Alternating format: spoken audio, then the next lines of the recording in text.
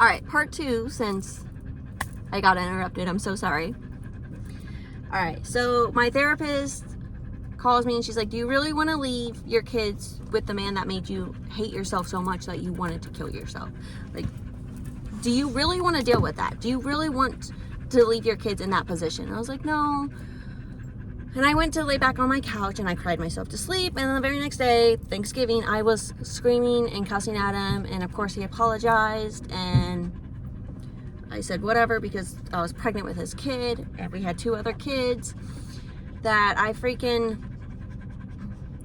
like, I stayed with him, and 2 weeks after giving birth to Caden, I asked him for a divorce. I was like, I can't do this. Like, Christmas Eve, I asked him, I was like, I want a divorce. I'm so unhappy with you. Like, that is the day that I discovered I deserved better. I did not deserve to be treated that way at all. He was horrible through every pregnancy. He cheated on me through every pregnancy. So, okay, so October 28, 2020. Oh, less than a year. Of course, oh, I forgot to show you. It is black, so. My van was breaking down, and it's a van that I didn't want. Like, it's a vehicle I didn't want. I told people, I was like, I don't want this vehicle. I don't want this. Nobody believed me. Nobody listened to me. And I wasn't sleeping. I wasn't eating. I wasn't taking care of myself, right? I wasn't seeing my kids. I wasn't doing anything I enjoyed or wanted to do, right? Yes, I love my doggos. But at the same time, I wasn't taking care of myself. And so because of that, I wasn't in a good headspace, unfortunately. And my mom and I got into a huge fight. Like, it was horrible. There was things that I never wanted to confess to her, and unfortunately I did. I told her she was a bad mom. I told her I never wanted to be like her, and I'm turning out to be like her, and that she always puts me on the back burner. And I went off on her, like, and we both cried, and she yelled at me to where it was to the point that I was done with life. I was like, I'm done with this, right? I can't do this anymore. I'm so sick and tired. I'm over this, right? And so I attempted to kill myself that night. It didn't work because, like, everybody kept coming in and out of my room to talk to me when I was trying to sleep. And I'm like, look, as soon as you guys go to sleep, I can kill myself. I can overdose on medicine that I got, right? My mom didn't count, by the way. She knew every medicine that was missing after that day, right? We found it. I wasn't allowed to sleep in my room until we found it. We found it. And so the very next morning, I told her, I was like, look, I just want to die. Like, I don't want to be alive. I was going to kill myself last night, but you guys kept coming in and out, and then Caden kept waking up. And so I was like, I don't want to be alive. Like, that was the day that my mom and I got very close. Like, she finally understood. I was like, Mom, this is something that I've been dealing with since 2010. I just can't do it anymore. Like, this isn't something I need. Like, I don't want to feel pity or anything. I just want to feel better. I want to be free. I want to be happy. And I think the only way to do that is if I kill myself.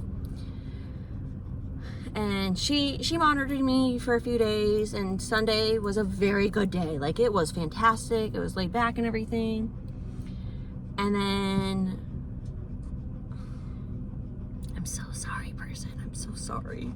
You figure this out. I'm so sorry. It's not you. It was me. I'm so sorry. Anyway, so I had finally, so the very last one, it led up to this. October 31st. 2022, when I met my best friend Stephanie. I finally got admitted to the hospital. And what happened was, I was so upset. I had finally gotten to the point that I got so tired of feeling rejected and unloved and unwanted. And I was in a fight with a guy that I liked, and I don't like him like that now.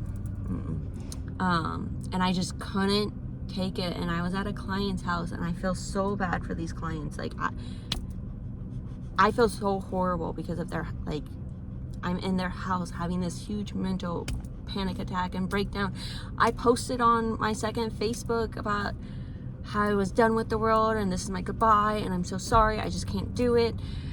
And they didn't have any pills. I didn't have any pills because my mom, thank goodness. And I couldn't do it. And I had no idea who to reach out to. And I was so far gone from reality. And it was too much for me at the time. And I blacked out. And it was horrible. It really was. And I remember coming out of my blackness, and I cut myself. Like, I have the scar and everything, and I cut myself, and I was just cutting until I felt something. And I looked up and I saw pictures of the family and the baby, and I was like, I can't do this here. Like, this is not something they need to come home to. This is not me. I'm not a cutter. It's not right. And for 10 minutes, I fought with myself for 10 minutes to get home speeding. I was like, I should just crash this truck. I just need one. It was my mom's truck. Like, my mom would have gave up all her kids for this truck like that. And it was Halloween, my favorite holiday. And I was like, I can't have my kids hate Halloween because I messed up and killed myself on Halloween. Like, I'm trying to do anything and everything to get home. And I come home and I run straight in and I hold my mom. And I was like, I just can't do it. I don't want to be alive. Like, I'm numb. It sucked, and I feel so bad for anybody that had to put up with me during that time period. And I feel horrible. I'm so sorry to everybody that had to put up with me in that mindset. And I got admitted into the hospital. What are y'all doing? And I did. I got admitted into the hospital, and I was there for a couple days. And I feel horrible because I convinced them to release me early, and that was a horrible thing because I went to HEB and I had a panic attack there, and I mentioned it in my other video. And it was just, and I reached out to that dude too, and I was like, I'm so sorry it wasn't you. And he's like, you're in a mental hospital. I was like, yes, I am. I am doing better. I'm on all the correct medicine. I still have sleeping issues, but I reach out to my doctors. I call 988, the suicide hotline. I do it all just to make sure I never get to that point again. So if you need help, if you know someone that needs help, they're not acting like themselves or something, like they seem like they're happy and all jolly, and they're like, please reach out. Please call anybody, 988. I wasn't in a good mindset, but I'm happy I got my help. I did. So thank you for listening.